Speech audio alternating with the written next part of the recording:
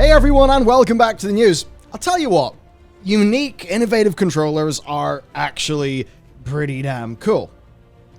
And if you were wondering why more controllers don't have back paddles, well, we have an interesting story for you today. Another one of patents, patents being patents and maybe not particularly helping you out. So for a brief history of today's story then, SCUF, of course, they're controller people. They're owned by Corsair, and they have a lot of patents for controllers on triggers, thumbsticks, buttons, and most importantly, back controls. They have the patent on back controls. Now, SCUF sells custom controllers for very premium prices, starting like 130 quid, some 200 plus when you customize them up. And in fairness, some of them are real cool, real well designed. You've got your adjustable triggers, back controls, interchangeable thumbsticks, remappable controls, stuff like that. All really cool. I've got a taste of that because I have an Xbox Elite controller. And when you get into that premium controller game, honestly, it's pretty cool. And that said, they do have some issues with mixed reviews, longevity issues that we've been able to sort of take a look at. Not the best customer service either, which has led to, as you can see here, some rather rough ratings for them online. Now, the only non-SCUF made popular controllers with back paddles are the Steam controller and the Xbox Elite controllers. And the reason why there's not more is patents. So we're going to get into this. To start with the Xbox Elite controller, Microsoft actually licensed the patent from SCUF. So for every, Xbox Elite controller, well, there's a license fee being paid to SCUF, so being paid to Corsair, who owns SCUF. Pretty open shut case, really. SCUF made some money. Maybe Microsoft had to charge a little bit more money for the controller because of this. Who really knows? But what's interesting is that back in February, Valve, they lost a lawsuit against SCUF based on infringing their patents with the Steam controller. Remember that thing? Which, of course, also had some back patents. Now, Valve lost this to the tune of a $4 million fine, which obviously is nothing to Valve, after the jury unanimously voted that the infringement was willful. That Valve basically knew about the patent and thought, feck it, who cares? Which, to be honest, when the fine is only $4 million, you can't really blame Valve for operating that way and not letting a little patent like this get in the way of everything. Though I wonder if there is a world where, SCUF could sue for damages and maybe be entitled to what the license fee sort of should have been per unit sold. Who knows? Would have been a bit awkward considering they were essentially giving away Steam controllers. Now, you may have thought that was the story. That's that. But no, there's new developments. And time to hand over to you because you have been doing the research. Yes, and this one was fun to look into, mostly because we did a video on the channel earlier this year about patent law, and I had to go pretty deep into patent law to understand what was going on there. And this one was kind of the same in that I still have the understanding of patent law, but this case was really, really hard to get to the bottom get to the bottom of, because the newest thing because it kind of cropped up where it was just people were talking about it again. I was like, oh, interesting, what's going on? And it turns out that Valve actually won an appeal after having another appeal thrown out. So they appealed back in May. I think it was thrown out in the start of June. But this time, an actual appeal went through. And it's been, the SCUF are going against it again. They're trying to appeal the appeal. But it looks like Valve could end up having that fine thrown in the bin. Okay. And the reason for this is really, really awkward for SCUF. It is that... So, the idea of prior art in a patent case is that if the thing you're patenting was publicly available or in public knowledge before you applied for the patent, then you can't patent it. Right, because it's designed for your company's R&D side. Yeah. So it's simple enough where if you tell someone your idea, you can't go patent it because then you could hear an idea, patent it, all that shit.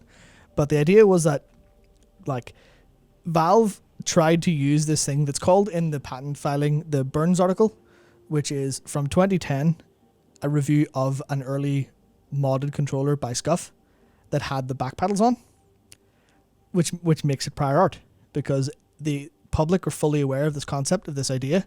It was already commercially available, which isn't actually a requirement. It just needs to be known about. But that adds fuel to the fire if it's commercially available.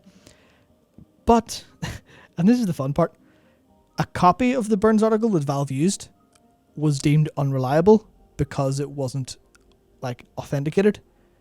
And there's no explanation without going extremely deep into it as to why it was unauthenticated. But I actually think the reason was because the website that hosted it no longer exists. Right. But you can get an archive.org snapshot and the full thing's there, including pictures. So there's literally pictures of SCUF's controller from 2010 with like really obvious versions of like really rudimentary back paddles on the back of a Xbox 360 controller. Is this legit? Archive.org could not be used by people involved. Yep. And it love it. That fills me with a lot of faith with how things operate. It gets worse. It gets Cool. worse than that because so that was one part of it. And then here's another quote from the filing. And this is about in the difference between the difference in the evidence and the appeal and stuff. Right. But the difference appears to be due to how the 688 patent IDS copy and the 229 patent prosecution copy were downloaded and printed. It does not amount to affirmative evidence challenging the exhibit or the Burns article's material facts. So, as far as I can understand it, the lawyers for SCUF and Ironberg, who are the company who managed the patents for SCUF, they got this stuff thrown out because it wasn't printed correctly. I don't know what Right. that means in that sense, but it wasn't printed out correctly, so they couldn't read it. You know, no one thought, well, get a real printout, or check the archive for this web thing. And I think like this is definitely an oversimplification on our part, but SCUF did this whole thing of like getting the lawyers to throw out evidence that Valve provided that there's prior art, and it's really interesting. It's not just that alone, because that is one small part of like a 28-page document that is this appeal, but it includes completely insane stuff, which I'm only bringing up to like elaborate on how awful patent law is and how impenetrable it is to humans. And that's not an understatement, because it's one of the quotes from the filing is Valve argues that disposed proximate should be construed to mean close to the outer surface without having to face the outer surface. And this is where patent law gets a bit insane, because you have to go into such depth of your invention, including because one of the other things they were talking about is the thickness of the back paddles, because that was important to the patent, and that implies if you have a different thickness, you could get away with it. But then prior art covers the most basic element of it, having back paddles. But because there's no technical specifications for those, you kind of go, oh, there's prior art. All of these Right. patents have to be thrown out, or so you would imagine. So it's just like completely insane thing, and it's definitely an oversimplification on our part. But like that's as far as I can gather, the facts are there was clear evidence that this should have not been patented From SCUF themselves, which makes it rather funny. Yeah, that's the best part. Is literally SCUF kind of I can't put it in any less crass way. They kind of fucked up Right. because they go, we'll patent this. Never mind the fact we've already released it. Which is, it seems like a business failing 101, but also you imagine you would learn about patent law a bit later if you're just someone with a great idea for a controller improvement, which is kind of sad. But I guess we can get into what this actually means then, because this is basically fucking impenetrable to, I was about to say ordinary humans. I've tried to read it, I can't fucking understand it. They're like, it's a nightmare. But, so SCUF have appealed the appeal, but there's definitely an obvious case of prior art, which means once this is resolved, which might take a while because the case was first filed in 2015, Oh, wow. and it's now 6 years later that Valve got fined and have appealed. So once this gets resolved, the lid might be blown off SCUF's patents. Bit late for the Steam controller. Late to Steam controller, not late enough for the Steam controller 2, if that exists, or a version of the PS5 Elite that is back paddles, or anyone else who wants to get into that game in any interesting capacity, because the patent was surprisingly broad as well in a couple of different senses. So that means that we might actually get controllers with back paddles from everyone. The Xbox Elite might even drop down in price a little bit. Maybe not, because that is a highly premium market, so they'll just keep it premium anyway. In terms of construction, it feels premium. It definitely feels expensive, but it does feel like you had a premium thing. But I think for a lot of people this would be great. As an example, I've been recently playing Final Fantasy XIV on console.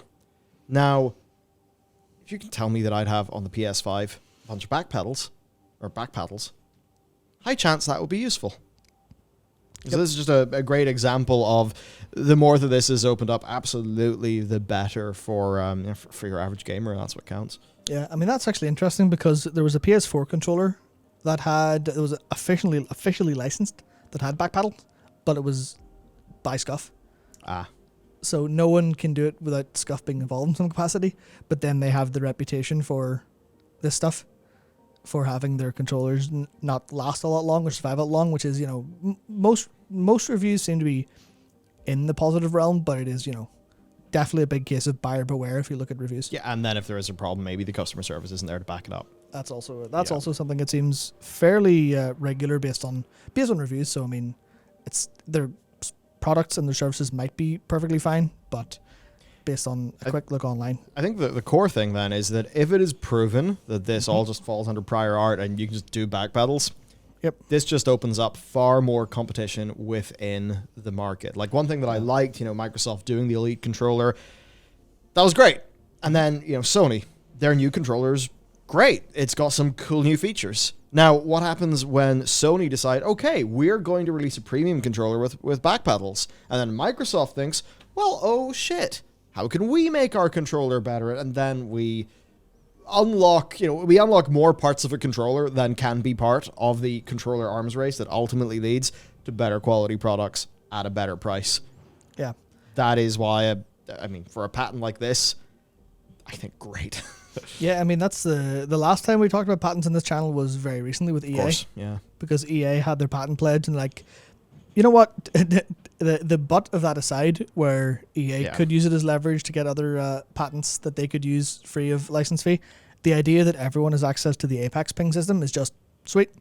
This is what a kind of, standing on the shoulders of giants is all about as far as an industry goes. It's like, obviously there's room for profit stuff there, but I think if we all came to a mutual agreement to go, it's the implementation and the execution that matters, not the idea, because ideas come cheap, relatively speaking, or reasonably speaking. So one day, you in a non-Apex game might be able to do some very innovative and fun pings using the back pedals of a reasonably priced controller. Fantastic. Seems pretty good. It does. And that's mostly it for today's story, I think, until more legal things happen. That's pretty much it. But good shit servicing this one. Mm-hmm. It's not the most zingy thing ever, but it just does show the boring, everyday legal sludge that actually does impact end users. Because for all we know, Sony and Microsoft may have really loved to have put back pedals, or paddles, whatever, I make that mistake every time I say it, apparently, into a more reasonably priced controller. And this could be the reason why it hasn't happened, because they didn't want to have to license it from another company. And that very much might be the reason why you don't have a controller right now that is as good as it could be. So great. Yeah, I mean, that's... So here's an actual thought I have with that, because I very much liked seeing what your Xbox Elite controller could do in terms of back paddles, seeing what the Steam controller could do. And one of the problems I found was that the back paddles were always just remapped to other stuff. They weren't new buttons. But that's because the proliferation of them isn't there. That's big. Which means, maybe not until the next console generation. I mean, God knows if this lawsuit will be wrapped up in time for that. But, wouldn't need to happen like that. It sort of would, but only for the idea that you need everyone on a generation to have the same buttons if you want to add new buttons. But the way that you could handle that is you just call it let's just say it's the face buttons. We just call them, rear X, rear square, rear triangle. And if a game does not support those just default to the regular face buttons. But there just is that extra key the developer could access. Maybe if they are, well, as an example, even in a game like Call of Duty, there's a pretty compelling use case, for access to those, because using the sticks and also the face buttons at the same time, it's not really a thing. So a compelling use case for a game like Call of Duty and a compelling use case for like Final Fantasy XIV. So I could see there being a pretty good incentive to try to implement this stuff now, or as soon as is possible. Definitely. Might just take a little bit. Yep. Actually, one more thing, because I just remembered about it. The DualShock 4 had back button attachments. Like literally, you bought this thing, it plugged into the bottom of the DualShock 4, and it gave you buttons on the back, fully remappable. But I've just noticed, I'm looking at them, and they are very ergonomically different. They don't look like paddles.